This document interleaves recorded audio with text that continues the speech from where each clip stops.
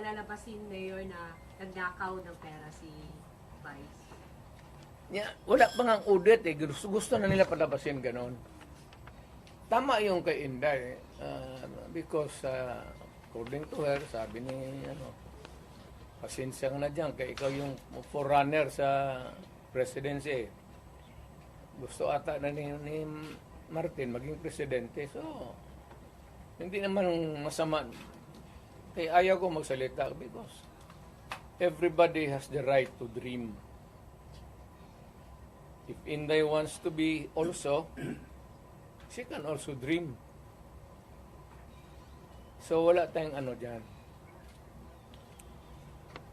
Ang tingin ko ang mas mabigat na problema na dapat malaman ng Pilipino is nag-hemorrhage ang country.